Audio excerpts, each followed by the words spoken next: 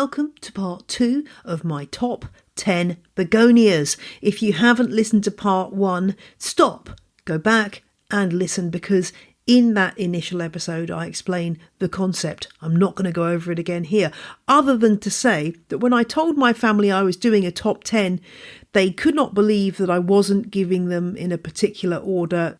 They insisted that there had to be a number 1, a number 2 in terms of my absolute favourite. I am denying that, but perhaps you agree with them. Let me know what you think. Today's begonia, though, is Begonia maculata Wightii, the polka dot begonia. Now, this is for sure one of my favourite begonias, and I love it so much that I dedicated a whole chapter of my book Legends of the Leaf to this plant. So in part 2, I'm going to bring you potted highlights, if you will, of that chapter of the book. If you haven't come across my houseplant book, Legends of the Leaf, find out more information at legendsoftheleafbook.com, and it's available in print, ebook and audiobook form. Cracking on, Begonia maculata Wightii. Let's talk about it. Why do I love this plant? Well, I just think it's something about the combination of those beautiful svelte olive green leaves, the silvery dots that cover them, and the tomato red undersides that is really rather beguiling. Where does this one come from? Well, it's native to southeastern Brazil. This is an understory plant growing in forests in southeastern Brazil, but it has become naturalized in some of the other South American countries, including Argentina.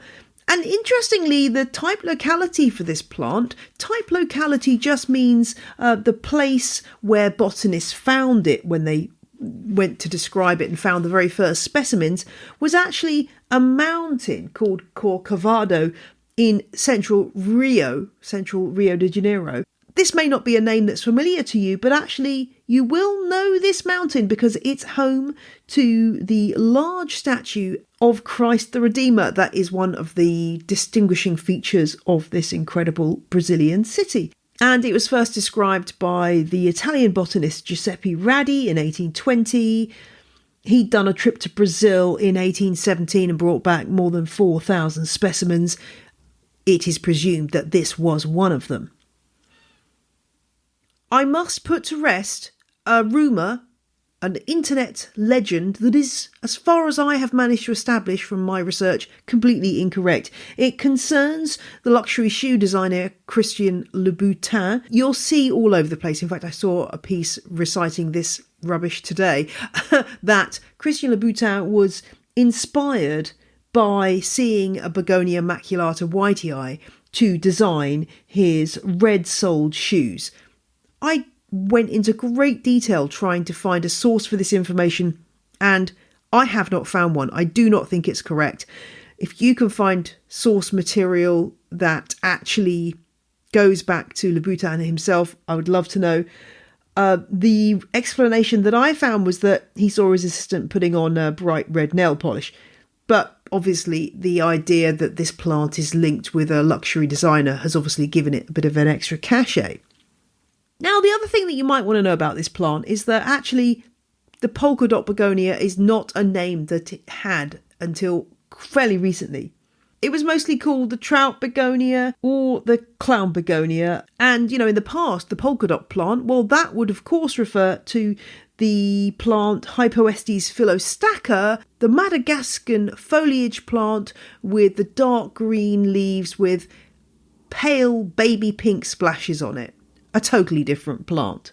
Now, this plant is part of the cane begonia group. So, put simply, this means that the stems look a bit like bamboo canes. And Wightii is one of the cultivars of this species, which is highly variable. It's sometimes referred to as a species complex because there are just so many different looks that this plant can take on. Wightii is a bit of a mystery though. Sometimes you'll see it written Rightii with an R, but we don't know where it came from, who White or Wright was, or what its origins were. There's a begonia expert called Claude Barrère, and he, in his excellent website, says that Wightii could even be a hybrid rather than a cultivar or a variety of begonia. We just don't really know. The distinguishing features of Wightii are that its leaf is narrower than the species, and the silver splashes don't tend to go right to the edge of the leaf. Have a look at that next time you look at a Wightii and you will notice the difference. The other major difference is that Wightie's flowers are pure white, whereas Begonia maculata, the species, has pink flowers. And this is one of the great things about this plant. You're getting a double whammy. You're getting beautiful foliage and lovely flowers that, unlike a lot of begonias that we grow as houseplants, has really nice flowers too. The variegation on Begonia maculata Wightii is what we call blister variegation. What does that mean? Those spots are not caused by splashes of pigment. They're actually caused by an absence of something. Blister variegation indicates that there are air spaces under the upper layer of the plant, the epidermis, and above the chlorenchyma, which are the cells that do photosynthesis. They've got the chlorophyll. This air space allows light to bounce back up, and that's why you get that silvery reflected look. Also the same variegation type as the splash in Hoyas. Scientists don't really understand why blister variegation occurs. They think it's something to do with improving efficiency of photosynthesis, bouncing light around the leaf. But there's another theory too, which suggests that these silver splashes emulate pest damage. Why would a plant want to emulate pest damage? Well, quite simply, if the leaf looks like it's been damaged by a leaf miner, then another leaf miner, an actual leaf miner coming along to lay its eggs, would look at that leaf and think, oh, it's already damaged. I'm going to go somewhere else to lay my eggs. So that's the idea. But from our point of view as growers, we just love that silvery look. It's just very, very attractive to us.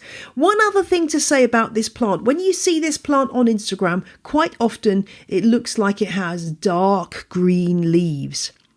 And in the vast majority of cases, that's because this plant has been given a filter which has given it that effect. Generally, Begonia maculata Wightii leaves are more of an olive colour than a dark green, so don't feel discouraged if your plant isn't the same colour as those ones you see on Instagram. I will talk more about begonia care in the final episode, part 10 of this series, but for now it's just worth saying this is not the easiest of the cane begonias. Mostly cane begonias are very simple to grow. This one I think is a little bit more tricky. It's prone to leaf drop.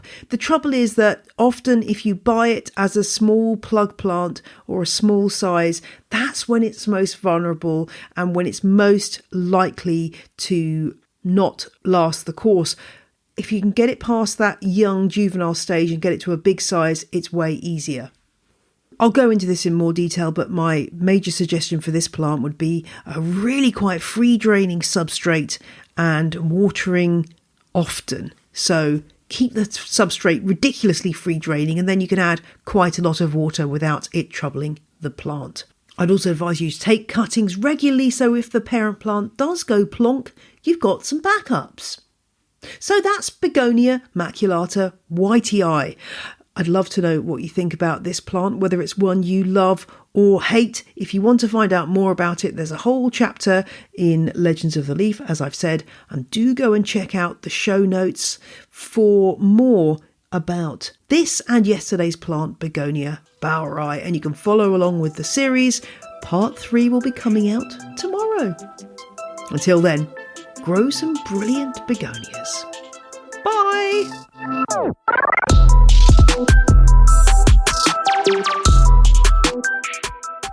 The music you heard in this episode was Roll Jordan Roll by the Joy Drops and Whistle by Benjamin Banger. Both tracks are licensed under Creative Commons. Visit the show notes for details.